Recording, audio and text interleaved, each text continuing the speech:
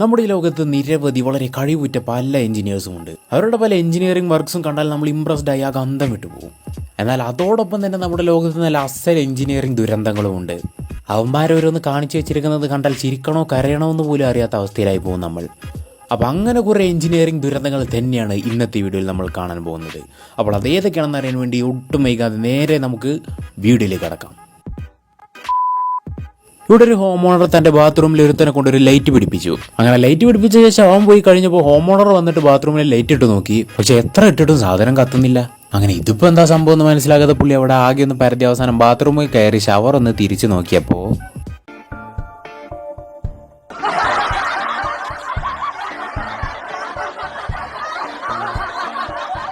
ഇനിയിപ്പോ ആ ഷവർ ഒന്ന് വർക്ക് ചെയ്യണമെങ്കിൽ എവിടെ പോയി തിരിക്കണോ എന്തോ. ഈ യൂറിനൽ ഒറ്റ നോട്ടത്തിൽ കണ്ടാൽ നിങ്ങൾക്ക് പ്രത്യേകിച്ച് പ്രശ്നമൊന്നും തോന്നില്ല. അതെ, ഇങ്ങനെ കണ്ടാൽ അതിന് വലിയ പ്രത്യേകത ഒന്നും തോന്നില്ല. അതിലെ ഫ്ലഷ് അടിക്കുന്നത് വരെ. ഫ്ലഷ് അടിച്ചാൽ മൂത്രമൊഴിക്കലുമായി അതിൻ്റെ ഒപ്പം കുളിക്കലുമായി ഓരോരോ ടെക്നോളജികളെ. വാഷ് ബേസിൻ ഉണ്ടാക്കി കൊടുക്കാൻ പറഞ്ഞു. വാഷ് ബേസിൻ നല്ല വൃത്തിക്ക് തന്നെ ഉണ്ടാക്കി കൊടുത്തിട്ടുണ്ട്. പക്ഷെ ചെറിയൊരു പ്രശ്നം, ഉപയോഗിക്കാൻ പറ്റില്ല. കാരണം ടാപ്പ് തുറന്ന ഫ്ലോർ മുഴുവൻ വെള്ളപ്പൊക്കമാവും. അപ്പം അത് കുഴപ്പമില്ലാന്നുണ്ടെങ്കിൽ മാത്രം നിങ്ങൾക്ക് അത് യൂസ് ചെയ്യാം. ഇവിടെ അതുപോലെ ഇലക്ട്രീഷ്യനോട് ഒരു ഫാന് ഫിറ്റ് ചെയ്യാൻ പറഞ്ഞു. ഫാന് ഫിറ്റ് ചെയ്തൊക്കെ കൊടുത്തു. പക്ഷെ നിർഭാഗ്യവശാൽ അതിൻ്റെ ഇടയ്ക്ക് ഒരു തൂണുള്ളത് കൊണ്ട് ഫാൻ ഓണാക്കാൻ മാത്രം പറ്റില്ല. പിന്നെ ഇപ്പം എന്ത് ചെയ്യാൻ, എന്തായാലും ഫാൻ വർക്കാവില്ലല്ലോ. അപ്പോൾ പിന്നെ ആ ഇലക്ട്രീഷ്യനെ കൊണ്ട് തന്നെ അവിടെ ഒരു AC കൂടി അങ്ങ് ഫിറ്റ് ചെയ്യിപ്പിച്ചു. 2 വർക്കിന്റെ കൂലി കിട്ടാൻ വേണ്ടി ഇലക്ട്രീഷ്യനെ ഫാൻ അറിഞ്ഞുകൊണ്ട് അവിടെ കൊണ്ടുപോയി ഫിറ്റ് ചെയ്തതാണെന്നൊക്കെ ചിലർ പറയുന്നുണ്ട്. എന്താണോ എന്തോ. ഇവിടെ പോയി വലത്തേ സൈഡിലെ റൂമിന്റെ കാര്യം ഓക്കെ. പക്ഷെ ഈ ഇടത്തേ സൈഡിലുള്ള റൂമിലേക്ക് എങ്ങനെയാണ് കയറേണ്ടത്? ഹാൻഡ് റെയിലിന്റെ മുകളിൽ കയറി നിന്ന് ചാടണോ? നടന്നിറങ്ങേണ്ടവർക്ക് ആ സ്റ്റെപ്സ് യൂസ് ചെയ്യാം. അല്ലാത്തവർക്ക് അപ്പുറത്തോടി സ്ലൈഡ് ചെയ്തു ഇറങ്ങാം. ആശയവിനിമയത്തിനൊക്കെ വളരെയധികം പ്രാധാന്യം കൊടുക്കുന്ന ഒരു മോഡേൺ ഫാമിലിയാണ് ഇവരുടേത്. ടോയ്ലറ്റിൽ വരെ അതിന് അത്രത്തോളം പ്രാധാന്യം അവർ കൊടുക്കുന്നുണ്ടെന്ന് നമുക്കിവിടെ കാണാം. പിന്നെ അങ്ങനെയൊക്കെ അങ്ങോട്ട് പോണു. ഈ എന്തിനോ വേണ്ടി തിളക്കുന്ന സാമ്പാർ എന്നൊക്കെ പറയില്ലേ, അതുപോലത്തെ ഒരു സ്റ്റെയർ കേസാണിത്. തലകുത്തി നടക്കുന്ന ആർക്കോ വേണ്ടി ഉണ്ടാക്കിയിരിക്കുന്ന സ്റ്റെയർ കേസാണെന്ന് തോന്നുന്നു. ചിലപ്പോൾ ഗ്രാവിറ്റി ഇല്ലാത്ത ഏതെങ്കിലും ഒരു യൂണിവേഴ്സിന് വേണ്ടി ഉണ്ടാക്കിയതാവും. എന്തായാലും ഭൂമിയിൽ ഇതുകൊണ്ട് പ്രത്യേകിച്ച് കാര്യമൊന്നുമില്ല. ഈ ബിൽഡിങ്ങിന്റെ പിന്നിൽ ഒരു പൈപ്പ് പിടിപ്പിക്കാനായിട്ട് പണിക്കാരെ ഏൽപ്പിച്ചു. പക്ഷെ അവർ അളവിനൊത്ത പൈപ്പ് കൊണ്ടുവരാൻ മറന്നു. അങ്ങനെ പൈപ്പ് തികയാതെ വന്നപ്പോൾ പിന്നെ അവരൊന്നും ആലോചിച്ചില്ല. വഴിയിലും കുഴിയിലും ഒക്കെ കടന്നിരുന്ന പ്ലാസ്റ്റിക് കുപ്പികളൊക്കെ എടുത്ത് പണി അങ്ങ് തീർത്തു. ഇത് നമ്മുടെ നാട്ടിലെ സഹകരണ ബോധത്തിന്റെ ഉത്തമ ഉദാഹരണങ്ങളാണ് നമ്മളിവിടെ കാണുന്നത്. കണ്ടില്ലേ, വീടിന്റെ ഒരു തൂൺ എക്സ്റ്റെൻഡ് ചെയ്ത് ഇലക്ട്രിക് പോസ്റ്റ് ആക്കിയിരിക്കുകയാണ്. അതുപോലെ തന്നെയാണ് ഇവിടെയും. വീടിന്റെ ഉള്ളിലൂടെയാണ് ഇലക്ട്രിക് പോസ്റ്റ് വെച്ചിരിക്കുന്നത്. ഇതിപ്പോൾ പോസ്റ്റിന്റെ അവിടെ വീട് വെച്ചോട്ടെ എന്ന് ചോദിച്ചപ്പോൾ ഇലക്ട്രിക് ബോർഡ് സമ്മതിച്ചതാണോ അതോ വീടിന്റെ ഉള്ളിലൂടെ പോസ്റ്റ് വെച്ചോട്ടെ എന്ന് ചോദിച്ചപ്പോൾ വീട്ടുകാർ സമ്മതിച്ചതാണോ എന്നറിയില്ല. പക്ഷെ രണ്ടായാലും നന്മയുള്ളവർ തന്നെ.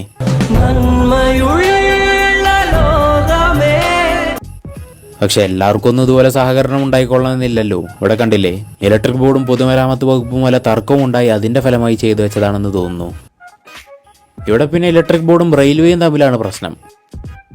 ഇവരൊക്കെ നേരത്തെ കണ്ട ആ വീട്ടുകാരെ കണ്ടു പഠിക്കണം. പക്ഷെ ഇതൊന്നും നമ്മുടെ നാട്ടിൽ മാത്രമല്ലേ, പുറത്തുള്ള നാട്ടിലും ഇതുപോലെ ഇലക്ട്രിക് ബോർഡും റെയിൽവേയും തമ്മിൽ പ്രശ്നമൊക്കെ ഉണ്ടാവാറുണ്ട്.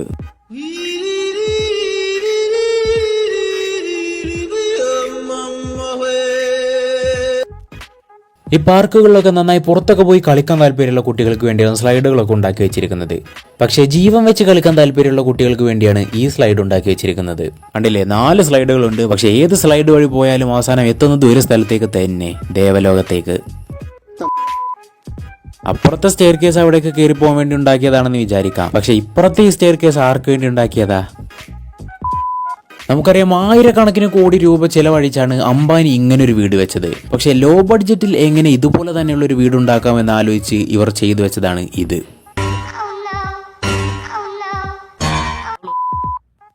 അവിടെ വെച്ചതൊന്നും ആരും എടുത്തുകൊണ്ടുപോകാതിരിക്കാൻ ഗേറ്റൊക്കെ വെച്ചിട്ടുണ്ട്. ഇനി പേടിക്കാനില്ല. ഇവിടെ റോഡ് സൈഡിലൂടെ കുറച്ച് മരങ്ങൾ വെച്ച് പിടിപ്പിക്കാൻ ചിലരെ ഏൽപ്പിച്ചു. എന്നിട്ട് മരം വെച്ച് പിടിപ്പിക്കാൻ അവിടെ കൃത്യമായി സ്പേസും കൊടുത്തിരുന്നു. പക്ഷെ ഇവന്മാർ ആ സ്പേസ് ഒക്കെ അവിടെ ഇട്ടിട്ട് സ്വന്തമായിട്ട് ഒരു കുഴി കുത്തി അവിടെ അങ്ങ് കുഴിച്ചിട്ടു. ഇത്രയും വിദഗ്ധമായി ഈ ദൗത്യം നിർവഹിച്ച നീ യഥാർത്ഥത്തിൽ സമർത്ഥനാണ്, സംശയമില്ല. റോഡുകളിൽ ഹമ്പ് വെക്കുന്നതൊക്കെ കണ്ടിട്ടുണ്ട്. പക്ഷെ ആദ്യമായിട്ടാണ് ഇത് സൈഡ് വാക്കിലൊക്കെ.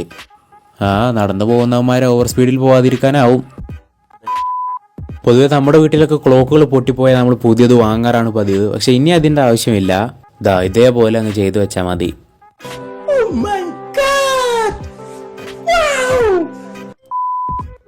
നമുക്കറിയാം, റോഡുകളിലൂടെ ലൈൻ ഇടുന്നത് യാത്രക്കാർക്ക് വലിയൊരു ഉപകാരമാണ്. പക്ഷെ ആ ലൈൻ ഇടുന്ന പണി ഏൽപ്പിക്കുമ്പോൾ ഈ ഭൂലോക കുഴിമടിയന്മാരൊന്നും ഏൽപ്പിക്കാതിരിക്കുക. സംഭവം ഏതൊരാളായാലും ചെറിയ അളവിലും മടിയൊക്കെ ഉണ്ടാവും. പക്ഷെ എന്നാലും ഇതിനൊക്കെ ഒരു പരിധിയില്ലേ? അത് ആ സൈഡിലേക്ക് ഒന്ന് വലിച്ചിടാൻ അത്ര ബുദ്ധിമുട്ടാണോ? പക്ഷെ ഇത് ഇവൻ മാത്രമല്ലേ, ഈ ലൈൻ വരക്കാൻ പോകുന്ന കുറെ എണ്ണം ഇതുപോലെ തന്നെയാണെന്ന് തോന്നുന്നു. ഇവിടെ പിന്നെ ബസ് സ്റ്റോപ്പ് എന്ന് എഴുതാൻ ഒരു ബായിയെ ഏൽപ്പിച്ചിട്ട് കോൺട്രാക്ടർ ഒന്ന് റെസ്റ്റ് എടുക്കാൻ പോയി. എന്നിട്ട് പുള്ളി റെസ്റ്റ് എടുത്ത് കഴിഞ്ഞ് തിരിച്ചു വന്ന് നോക്കുമ്പോൾ ബായി എഴുത്തൊക്കെ കഴിഞ്ഞ് പോയിട്ടുണ്ട്. പക്ഷെ പ്രശ്നം എന്താണെന്ന് വെച്ചാൽ ബസ് സ്റ്റോ എന്നാണ് ബായി എഴുതി വെച്ചിരിക്കുന്നത്, പി ഇടാൻ മറന്നുപോയി. അപ്പോൾ സംഭവം ഇത് കംപ്ലീറ്റ് ആകാതെ പറ്റുമോ ഇല്ലല്ലോ എന്നാലോചിച്ച് കോൺട്രാക്ടർ കയ്യിലുണ്ടായിരുന്ന ഒരു ചോക്ക് വെച്ചിട്ട് പി കൂടി ആഡ് ചെയ്ത് കൊടുത്തു. ഇവിടെയൊക്കെ പിന്നെ അക്ഷരമൊന്നും വിട്ടുപോയിട്ടില്ല, പക്ഷെ എഴുതിയ ക്രമമാണ് പ്രശ്നമായത്. നമ്മൾ ഈ പുറത്തൊക്കെ യാത്ര പോകുന്ന സമയത്ത് അവിടുത്തെ ടോയ്ലറ്റൊക്കെ യൂസ് ചെയ്യുമ്പോൾ നമുക്ക് സ്വന്തം ടോയ്ലറ്റ് യൂസ് ചെയ്യുന്ന ആ ഒരു സുഖം കിട്ടില്ല. അപ്പം അങ്ങനെയുള്ളവർക്ക് വേണ്ടിയിട്ടുള്ളൊരു സ്പെഷ്യൽ ടോയ്ലറ്റാണിത്. യാത്ര പോകുമ്പോൾ കൂടെ കൊണ്ടുപോകാൻ പറ്റുന്ന ടോയ്ലറ്റ്. ആ തൂണിന് ചെറിയൊരു വിള്ളൽ വന്നതിനാണോ അവർ ഇത്രയും വിലപിടിപ്പുള്ള സെല്ലോ ടാപ്പൊക്കെ ഉപയോഗിച്ചിട്ട് അത് കെട്ടിവെച്ചിരിക്കുന്നേ? പൈസ ഉണ്ടെന്ന് കരുതി അത് ഇങ്ങനെ ദൂർത്തടിക്കാമോ? വണ്ടിയുടെ പൊളിഞ്ഞ ഭാഗം ശരിയാക്കാൻ പുള്ളി മെക്കാനിക്കിന്റെ പകരം അറിയാതെ ഏൽപ്പിച്ചത് മേസ്തിരിയെയാണ്. അപ്പൊ മേസ്തിരി പുള്ളിക്ക് അറിയാവുന്ന വഴിക്ക് ആ പ്രശ്നം പരിഹരിക്കുകയും ചെയ്തു. ഇവിടെ വണ്ടി ഇടിച്ച് ബാക്കൊക്കെ ആകെ ഞെളുങ്ങി പോയിരിക്കുകയാണ്. അപ്പൊ അത് ശരിയാക്കാൻ ഇവിടെ മെക്കാനിക്കിനെ തന്നെയാണ് ഏൽപ്പിച്ചത്. പക്ഷെ മെക്കാനിക്ക് കുറച്ച് വിചിത്രമായ രീതികളൊക്കെ ട്രൈ ചെയ്യുന്ന കൂട്ടത്തിലാണ്. റോഡിൽ വെള്ളം കെട്ടിക്കിടക്കാതിരിക്കാൻ പലയിടത്തും ഈ ഡ്രെയിനേജ് ഗ്രിൽസ് ഒക്കെ വെക്കാറുണ്ട്. അങ്ങനെ ഇവിടെയും ഈ റോട്ടിലൊന്ന് വെച്ചിട്ടുണ്ട്. പക്ഷെ ഇതുവഴിയൊക്കെ വെള്ളം ഇറങ്ങി പോകണമെന്നുണ്ടെങ്കിൽ മിനിമം ഒരു വെള്ളപ്പൊക്കം സുനാമിയൊക്കെ വരണം. എന്തായാലും ഇത്രയും ഉയരത്തിലൊക്കെ ഡ്രെയിനേജ് വെക്കാൻ തീരുമാനിച്ചവൻ ആരാണെന്ന് അറിഞ്ഞിരുന്നെങ്കിൽ ഒന്ന് തൊഴുതു കൊടുക്കാമായിരുന്നു. വീട്ടിൽ ഫിറ്റ് ചെയ്യാനായിട്ട് പുതിയൊരു യൂറോപ്യൻ ക്ലോസറ്റ് കൊണ്ടുവന്നു. പക്ഷെ പിന്നെയാണ് മനസ്സിലായത് മേസ്തിരിക്ക് ആകെ ഇന്ത്യൻ ക്ലോസറ്റിന്റെ വർക്ക് മാത്രമേ അറിയൂ എന്ന്. പക്ഷെ അത് അറിഞ്ഞപ്പോഴേക്കും ഒരുപാട് വൈകിപ്പോയി. അവിടെ നാട്ടിൽ പുതിയതായ ഒരു ക്ലബ്ബ് നിർമ്മിച്ചിരിക്കുകയാണ്. അങ്ങനെ അടിപൊളി ക്ലബ്ബൊക്കെ സെറ്റായി നാട്ടിൽ. പക്ഷെ ചെറിയൊരു പ്രശ്നം എന്താണെന്ന് വെച്ചാൽ ആർക്കും ഉള്ളിലേക്ക് കയറാൻ പറ്റില്ല. കാരണം വാതിൽ മാത്രം വെക്കാൻ മറന്നുപോയി. ഇവിടെ പുള്ളി കൃത്യമായി കട്ടയൊക്കെ അടുക്കി വെച്ച് അത് സെറ്റാക്കി. എന്നിട്ട് അതിന് ബലമുണ്ടോ എന്ന് ചെക്ക് ചെയ്യാനൊന്ന് തള്ളി നോക്കിയതാണ്.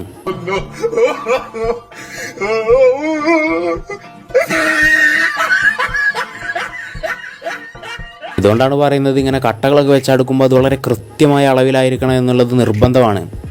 അതിനുവേണ്ടി പണിക്കാർ പല ടെക്നിക്കുകളും യൂസ് ചെയ്യാറുണ്ട്. പക്ഷെ ഇത്ര വെറൈറ്റി ടെക്നിക്ക് അധികം ആരും യൂസ് ചെയ്യാറില്ല.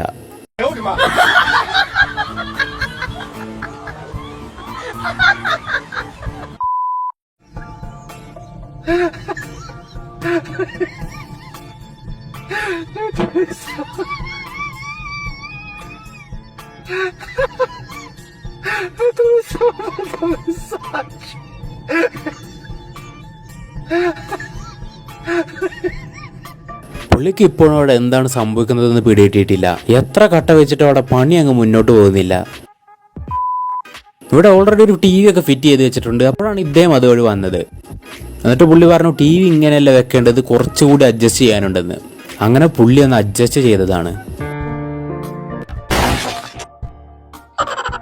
ഇവിടെ അമ്മമാർ അതുപോലെ ഒരു ടി വി താഴത്തേക്ക് എത്തിക്കാൻ ശ്രമിക്കുകയാണ്. വേണമെങ്കിൽ അവർക്ക് ഈസി ആയിട്ട് അത് ആ സ്റ്റെപ്പ് വഴി താഴേക്ക് ഇറക്കി കൊണ്ടുപോവാം. പക്ഷെ അവർ ഭയങ്കര ബുദ്ധിമാന്മാരായതുകൊണ്ട് വ്യത്യസ്തമായ ഒരു ടെക്നിക്ക് യൂസ് ചെയ്തതാണിത്. ഇവിടെ നമുക്കൊരു കൂട്ടം സ്റ്റെപ്സ് കാണാം. പക്ഷെ ഈ സ്റ്റെപ്സിന്റെ ഒരു പ്രശ്നം എന്താണെന്ന് വെച്ചാൽ ഇടയ്ക്ക് വെച്ചൊരു 2-3 സ്റ്റെപ്പ് മിസ്സായിട്ടുണ്ട്. എങ്ങനെ സംഭവിച്ചു എന്നറിയില്ല. ഇനി ആരെങ്കിലും അടിച്ചുകൊണ്ട് പോയതാണോന്നും അറിയില്ല. പക്ഷെ എന്നാലും കുഴപ്പമില്ല. നിങ്ങൾ ചെറിയ രീതിയിൽ അഭ്യാസികളൊക്കെ ആണെങ്കിൽ നിങ്ങൾക്ക് സ്റ്റെപ്സ് ഇപ്പോഴും യൂസ് ചെയ്യാം. ഈ കൺസ്ട്രക്ഷൻ ബിൽഡിംഗ് വർക്കൊക്കെ നടത്തുന്ന സമയത്ത് അളവുകളൊക്കെ എടുക്കുമ്പോൾ അത് വളരെയധികം കൃത്യമായിരിക്കണമെന്ന് നമുക്കറിയാം. അതിനുവേണ്ടിയാണ് എല്ലാവരും ടാപ്പൊക്കെ ഉപയോഗിക്കാറ്. പക്ഷെ അങ്ങനെയുള്ള ടാപ്പിന്റെ അവസ്ഥ ഇതാണെങ്കിലോ?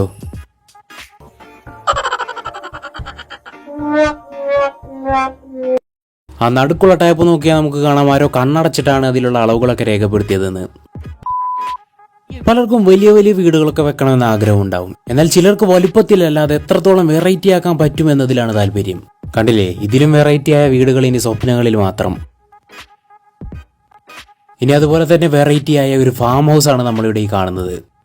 എന്തായാലും ഇതാർക്കും ഉപയോഗിക്കാൻ പറ്റില്ലെന്ന് നമുക്ക് എല്ലാവർക്കും കണ്ടാൽ തന്നെ മനസ്സിലാവും. അപ്പോൾ മിക്കവാറും അതുവഴി പോകുന്നവന്മാരെ പ്രാങ്ക് ചെയ്യാൻ വേണ്ടി ഉണ്ടാക്കിയതായിരിക്കും ഇത്.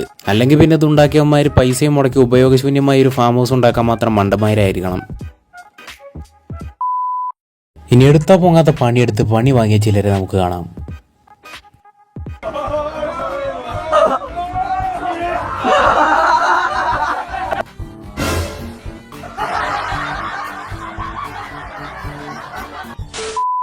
അപ്പോൾ എന്തായാലും ഇന്നത്തെ വീഡിയോ എത്രത്തോളമായിരുന്നു. വീഡിയോ നിങ്ങൾക്ക് എല്ലാവർക്കും ഇഷ്ടപ്പെട്ടെന്ന് തന്നെ വിചാരിക്കുന്നു. മറ്റൊരു വീഡിയോയുമായി വീണ്ടും കണ്ടുമുട്ടാം. അതുവരേക്കും